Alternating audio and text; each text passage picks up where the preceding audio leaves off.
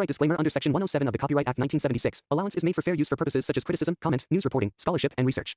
Fair use is a use permitted by copyright statute that might otherwise be infringing. Non-profit, educational, or personal use tips the balance in favor of fair use. बिना किसी देर के start करते हैं movie को। कहानी की शुरुआत देखते हैं हम मेक्सिको का एक इलाका, जहाँ पर एक घर के अंदर हमें एक लड़की नजर आती है जो पोजेस्ड हो चुकी थी। उसके साथ ही वहाँ दो फादर भी थे, जिनमें एक का नाम था फादर स्कॉट और दूसरे का नाम था मेसन। वो लड़की पोजेस्ड हालत में अपने नाखूनों से दीवार को कुरेद रही थी। साथ ही हम ये भी देखते हैं कि वो लड़की हैंडीकैप थी, मतलब कि वो चल फिर नहीं सकती थी। तभी हम अगले सीन में देखते हैं कि फादर मेसन उस लड़की के अंदर मौजूद डेमन से अपना नाम जाहिर करने के लिए कहते हैं, लेकिन डेमन ये कहता है कि वो ऑलरेडी उसे जानते हैं। अब ये सुनते ही मेसन सोच में पड़ जाते हैं कि डेमन मेसन का नाम अच्छे से जानता था।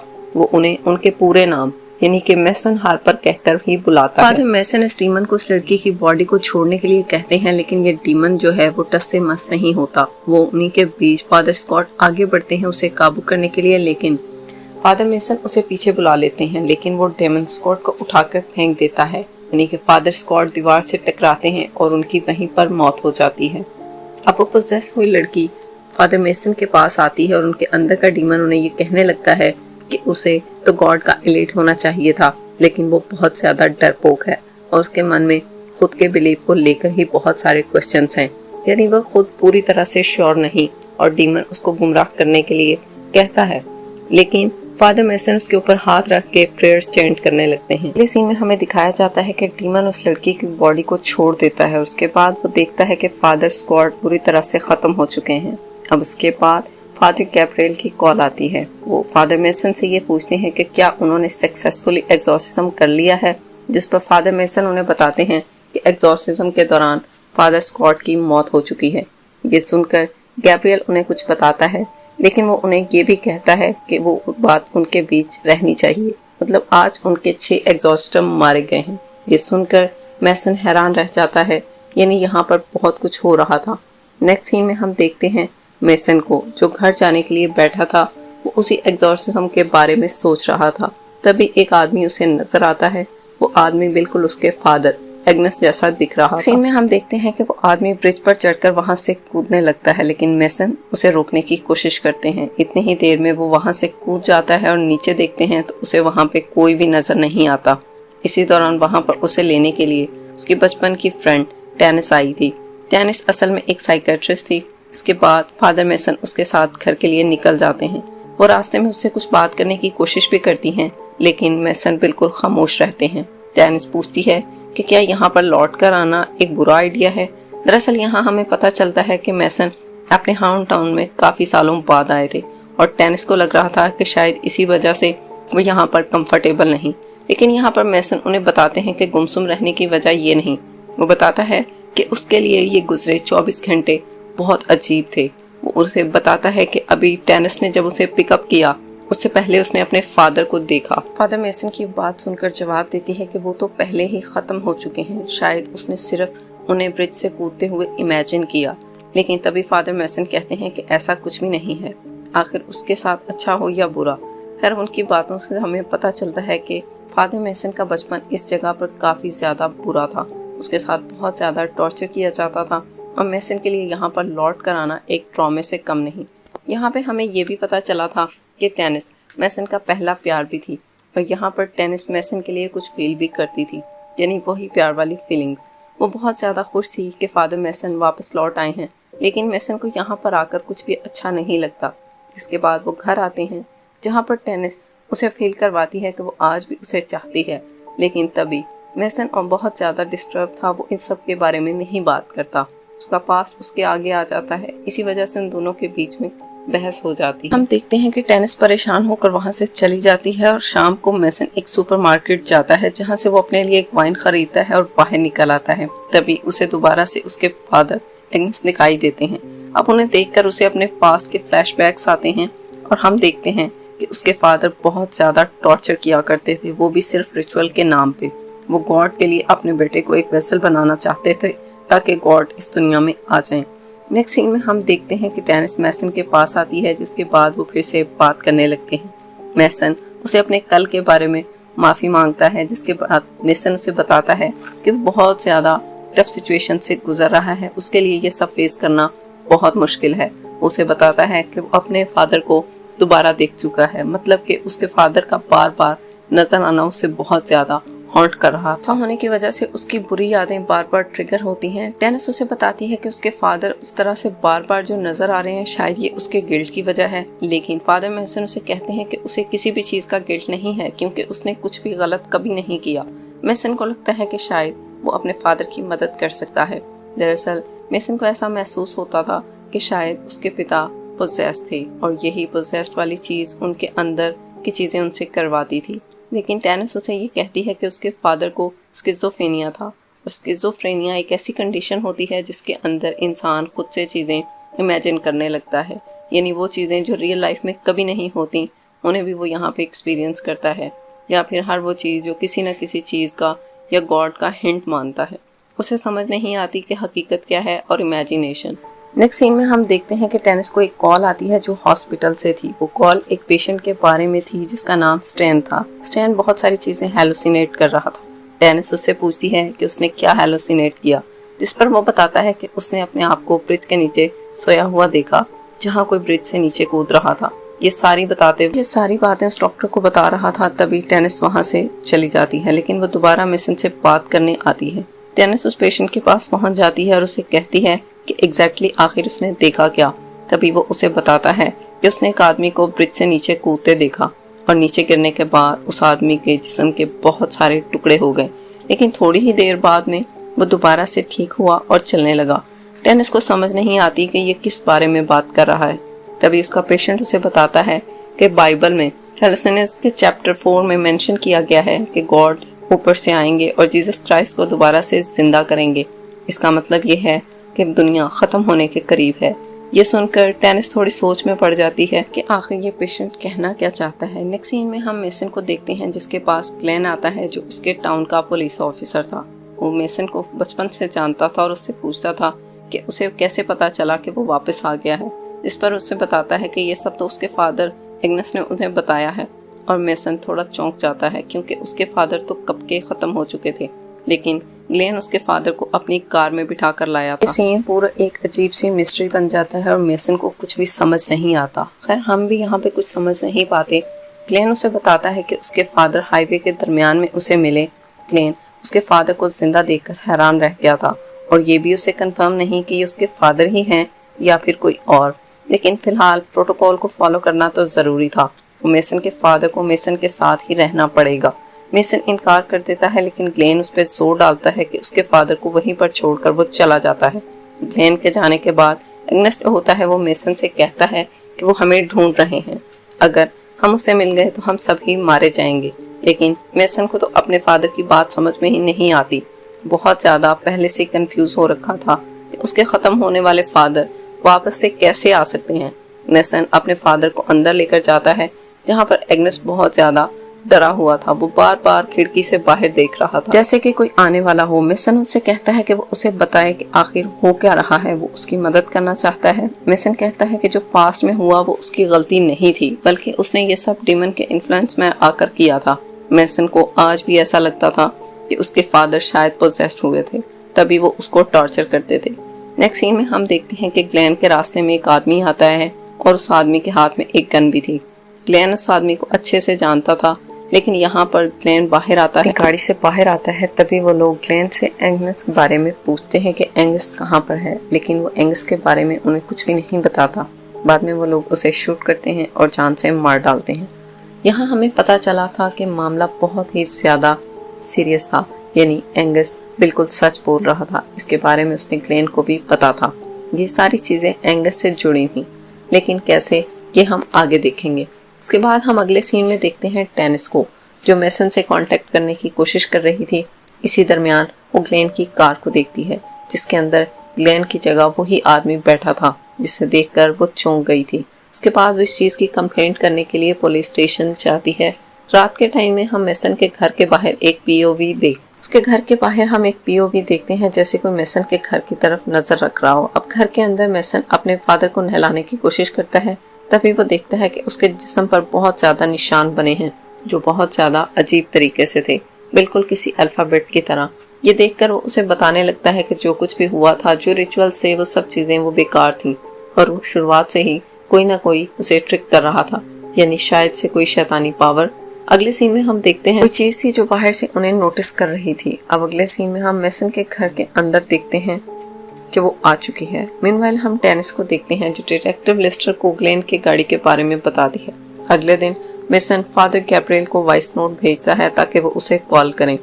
जब वो खाना खाने के लिए अपने फादर के साथ बैठा था और साथ ही साथ एंगस उसे बताता है कि वो गॉड का वेसल है। दरअसल बहुत पहले जब मेसन छोटा था तब एंगस उसे गॉड का वेसल बनाना चाहते थे, लेकिन ये सब फेल हो गया और अगर ऐसा नहीं होता एंगस उसे ये बताते हैं कि गॉड उसे कभी भी ख़त्म नहीं होने देंगे। लेकिन उन्हें ऐसा लगता था कि शायद उसके फादर ठीक नहीं, जिसकी वजह से वो अपने फादर को सुलाकर खुद भी सो जाता है। लेकिन रात में वो चीज़ एंगस के रूम में आ जाती है, जिसके पॉइंट ऑफ व्यू से हम ये सब देख रहे थे। दूसरी तरफ हमें पास्ट का एक सीन नजर आता है जहाँ पर हम टेनिस और मैसन के बचपन को देखते हैं। यहाँ हमें पता चलता है कि टेनिस ने ही मैसन को उसके फादर से छुड़वाया था जो उसे टॉर्चर करते थे। उसके बाद उस जगह जहाँ पर ये सारी चीजें होती थी, मतलब ये सब टॉर्चर होता था, वहाँ पर पुलिस को भेजी। लेकिन हुआ ये कि शूट आउट के दौरान एंगस के आदमी मारे जाते हैं जो रिचुअल में सपोर्ट करते हैं और एंगस को पुलिस बाहर ले आती है।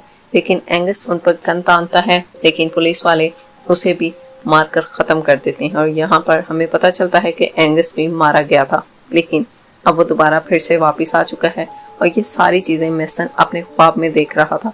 तभी उसकी आंख खुलती है जहाँ उसके फादर उसे ख़त्म करने की कोशिश कर रहे थे, लेकिन मेसन उनको रोकने की ट्राई करता है। तभी वो कहते हैं कि उसने हमें ढूंढ लिया है और उसके पास कोई और चॉइस नहीं। तब मेसन पूछता है कि किसने उन्हें ढूंढ लिया, जिस पर वो बताता है कि एडोनॉय। एडोनॉय मतलब कि गॉड। और एग्नेस कहने लगता है कि वो उसे मरने नहीं देंगे और उसे उन्हें रोकना होगा। मीनवाइल हम टेनिस को दोबारा से देखते हैं जिसे ऐसा लगता है कि उसने पहले से इस आदमी को कहीं देख रखा है और तभी उसे याद आता है इस आदमी को उसने बहुत पहले एंगस के साथ देखा था, यानी कि वो इस आदमी के साथ रिचुअल्स परफॉर्म किया करते थे जिसके अंदर मेसन को टॉर्चर किया जाता था। ये पता चलते ही टेनिस पुराने शेड में जाती है जहाँ पर वो रिचुअल्स करते थे। वहाँ पर वो छुप के उन लोगों को देखती है जिनके सर पर खून से क्रॉस बने हुए थे। तभी वहाँ पर एक गार्ड आता है जिसके हाथ में बंदूक थी। टेनिस उसके गले के पीछे आकर उसके गले को पकड़ लेती है। तभी वो लोग वहाँ आ जाते हैं और टेनिस को उस गार्ड को छोड़ने के लिए कहते हैं। टेनिस को मजबूरन उनकी बात माननी ही पड़ती है, लेकिन तभी वो टेनिस को बेहोश कर देते हैं। दूसरी तरफ हम देखते हैं कि मेसन अपने फादर को संभाल रहा था और वो चीज़ जो उनके घर पर थी वो एंगस को देख रही थी। लेकिन मेसन को कुछ भी दिखाई नहीं देता, लेकिन वो फील कर पा रहा था कि वहाँ कुछ है। एंगस उसे कहता है वो सबको मार देगा। तभी वो चीज़ एंगस के अंदर एंटर हो जाती है और एंगस फौरन से लैटिन में कुछ चैंटिंग करने लगता है। देखते हैं कि मेसन अपने फादर को अच्छे से बांध देता है, लेकिन एग्नेस कहता है कि वो उसे ख़त्म कर दे।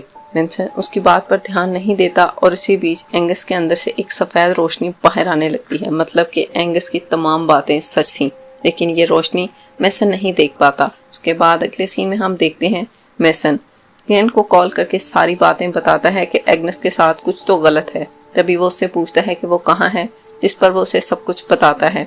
लेकिन हम तो जानते थे कि ग्लेन तो पहले से ही मर चुका है। और तभी हम नोटिस करते हैं कि ये ग्लेन नहीं बल्कि वही आदमी था जो उसके साथ रिचुअल्स परफॉर्म किया करता था, मतलब कि मेसन के फादर के साथ। यहाँ पर मेसन फादर गैब्रियल की मदद लेने के लिए उसे कॉल करने की कोशिश करता है, लेकिन कॉल के जरिए उसे एक शॉकिंग बात पता चलती है, ये कि फादर गैब्रियल एक एग्जॉर्सिज्म के दौरान मारे जा चुके हैं जब वो एग्जॉर्सिज्म कर रहे थे। अब जब हमें ये पता चलेगा कि ये था कौन तो हमारे होश उड़ जाएंगे। एनीवेज अब मेसन के पास कोई और रास्ता नहीं था, वो खुद ही अपने फादर का एग्जॉर्सिज्म करने के लिए खुद को रेडी करता है। नेक्स्ट सीन में हम देखते हैं कि वो अपने फादर के पास जाता है और उनके अंदर उसके सर पर हाथ रखता है। तभी उसके सर की स्किन उतरकर उसके हाथ में आ जाती है, बिल्कुल किसी रबड़ की तरह से। उसके बाद एंगस के सर से फिर से वही रोशनी निकलती है और ये देखकर मेसन बहुत ज़्यादा हैरान होता है। उसके बाद एग्नेस फिर से लैटिन में चैंटिंग करने लगता है और मेसन पूछता है कि वो कौन है, जिस पर वो ज़ोर ज़ोर से चीखने लगता है और उसके चीखने चिल्लाने से घर की सारी चीज़ें तबाह होने लग जाती हैं। तभी मेसन जल्दी से बाहर निकल जाता है और यहाँ पर उसे टेनिस का एक वॉइस मैसेज मिलता है। तभी वो उसे कॉल करने की कोशिश करता है, लेकिन दूसरी तरफ हम देखते हैं कि टेनिस को बांध के रखा है। वहाँ उस ग्रुप के लोग असल में चर्च के ही लोग थे। उन्होंने एक लड़की को भी कैद किया था जिसने एक लड़के के साथ फिजिकल रिलेशनशिप बनाए थे, और ये सारे लोग उसे सजा देने की बात कर रहे थे। इनडायरेक्टली वो लोग गॉड के काम को खुद करना चाहते थे अपने हाथों से। उसके बाद ये लोग उस लड़की को शूट करके मार डालते हैं। और यहाँ अब बारी थी डेनिस की। नेक्स्ट सीन में हम देखते हैं कि मेसन को जो एग्जॉर्सिज्म के लिए बिल्कुल रेडी था, अब वो वहाँ पर आकर गार्ड से प्रे करता है और शक्ति मांगता है ताकि एग्नेस के अंदर जो कुछ भी है वो उससे लड़ सके, और अपना एग्जॉर्सिज्म स्टार्ट कर देता है। लेकिन इसके बावजूद भी एंगस के ऊपर कोई भी असर नहीं होता। एंगस के अंदर की चीज़ उसे कहती है कि वो कुछ भी कर ले, उससे उसकी पावर और ज़्यादा बढ़ रही है, बल्कि कम नहीं हो रही। यहाँ पर मेसन ये देखकर पूरी तरह से ब्लैंक हो जाता है कि आखिर ये सब है क्या, लेकिन वो फिर भी नहीं रुकता। और तब एंगस के अंदर की पावर उसे कहती है कि यहाँ पर वो क्यों है। तभी वो उसे बताता है कि वो उसे हेल्प भेजने के लिए आया है, और उसके बाद से वो उस डीमन का नाम पूछने लगता है। लेकिन एंगस कहता है कि उसे अब भी समझ नहीं आया कि वो कौन है। वो अब भी खुद को गॉड का बेटा कहता है, और मेसन को लगता है कि एग्नेस के अंदर का डीमन उसे गुमराह करने की कोशिश कर रहा है। लेकिन जैसे सब करते हैं, एंगस के अंदर की जो पावर थी वो अचानक से मेसन के दिमाग में घुसती है और उससे बात करती है।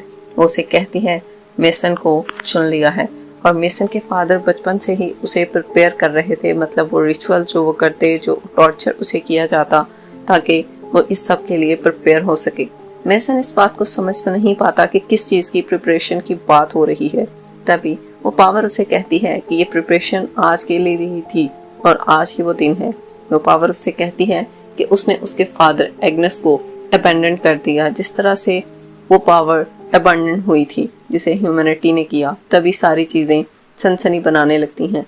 दरअसल एग्नेस के अंदर कोई डीमन नहीं था, बल्कि खुद गॉड थे, और गॉड कहते हैं कि अब वो ह्यूमैनिटी को भी अबैंडन कर देंगे, मतलब कि छोड़ देंगे उसके लिए, जैसे उसके पिता की ज़रूरत थी और अब उसे उसकी ज़रूरत है। उसकी बातें सुनकर मेसन क्रॉस को उल्टा कर देता है। यहाँ हम ये समझ पाते हैं कि उसने टेबल का साइन बना लिया था। गॉड को उससे परेशानी होती है, मतलब कि जो कुछ एग्नेस ने कहा था वो तमाम बातें सच थी।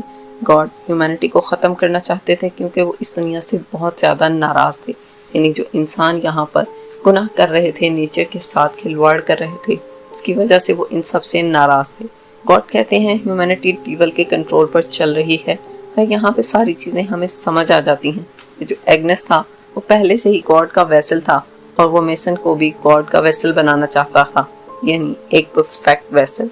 और गॉड यहाँ पर इस दुनिया से नाराज़ थे क्योंकि ये जो दुनिया उन्होंने सोची थी ये वैसी नहीं थी। इसलिए वो इस दुनिया को ख़त्म करके पूरी इंसानियत को ख़त्म कर देना चाहते थे और एक नई दुनिया बनाना चाहते थे। उसके लिए उनको ज़रूरत थी मेसन की, जो अब बिल्कुल से रेडी था, जो उसके फादर ने उसे बचपन से ही रेडी कर दिया था, वो टॉर्चर करके उसे गॉड का वेसल बनाने के लिए। हमें पता है कि जितने भी गॉड के मैसेंजर्स होते हैं उन्हें अपनी ज़िंदगी में बहुत सारी प्रॉब्लम्स फेस करनी पड़ती हैं, जैसे यहाँ पर मेसन भी बचपन से ये सब कुछ फेस कर रहा था। थोड़ा सा कॉन्सेप्ट डिफरेंट टाइप का है, लेकिन यहाँ पर भी यही सोचा गया कि क्या होता अगर गॉड यहाँ पर पूरी इंसानियत से नाराज़ हो जाते। दूसरी तरफ हम डेनिस को देखते हैं जिसको सजा दी जा रही थी। वो लोग उसकी आईडी पर उसका नाम देखते हैं और उन्हें पता चलता है कि वो लड़की मेसन के बहुत क्लोज थी, जिसके बाद वो एग्जीक्यूशन रोक देते हैं। और यहाँ पर सारी बातें हम समझ जाते हैं कि ये पूरा कल्ट मेसन और एग्नेस से जुड़ा है, मतलब ये सारी बातें जानते थे कि क्या होने वाला है। दूसरी तरफ हम देखते हैं मेसन को, जो अब थक चुका था और उसे कुछ भी समझ नहीं आता कि ये सब क्या है। आज तक उसने जो कुछ भी सीखा वो सब उल्टा हो चुका था।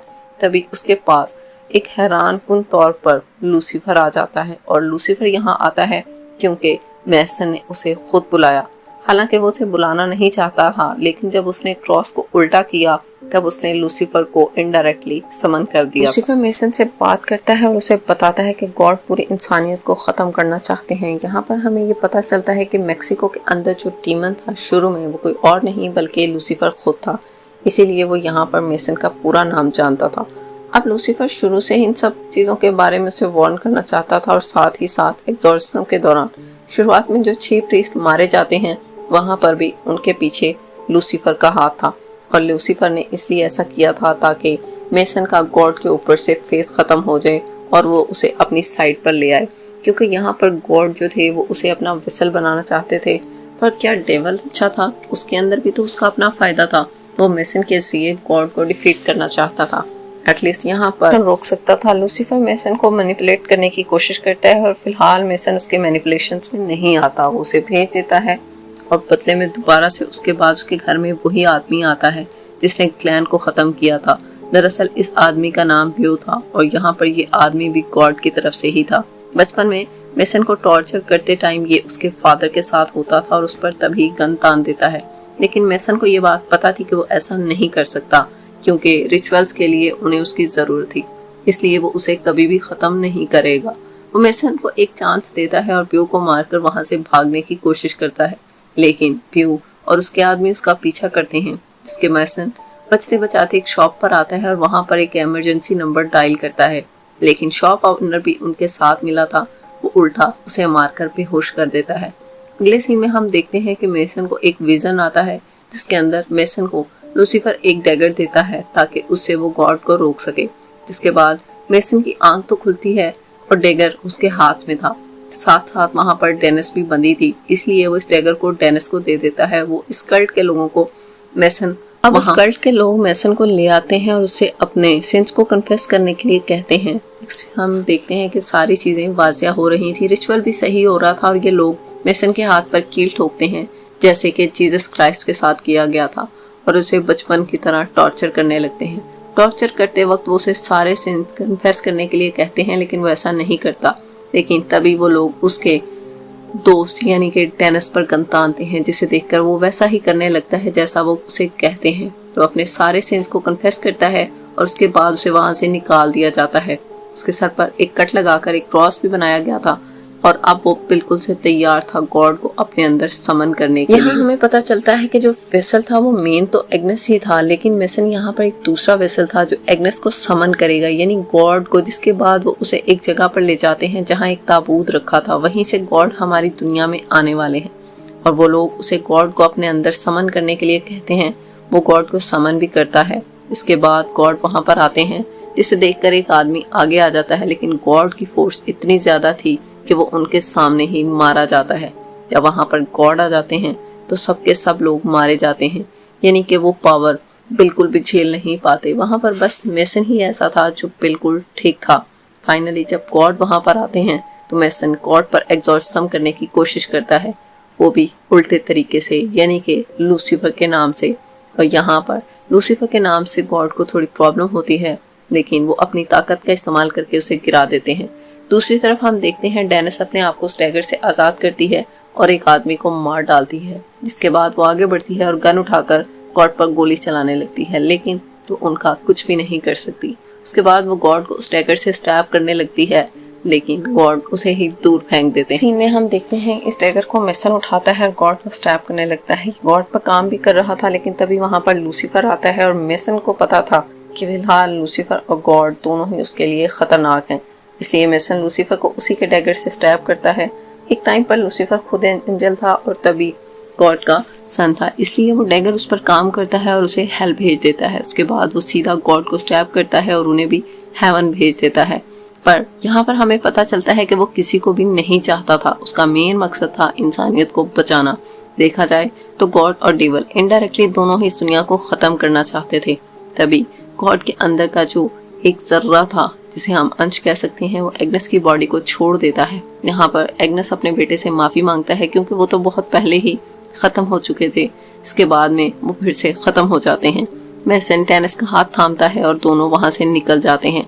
इसके बाद में सीन चेंज होता है जहाँ पर एग्नेस को हॉस्पिटल में लाया जाता है ऑटोप्सी के लिए। लेकिन शॉकिंगली हमें यहाँ पता चलता है कि गॉड पूरी तरह से वापस नहीं गए और एग्नेस अभी भी जिंदा था। यहाँ पे ये बात कंफर्म तो नहीं कि उसके अंदर लूसीफर था या गॉड, लेकिन इतना तो जरूर है कि यहाँ पर दुनिया को तबाह करने के लिए कोई ना कोई तो जरूर आएगा। और उसके साथ में ये मूवी यहीं पर खत्म हो जाती है।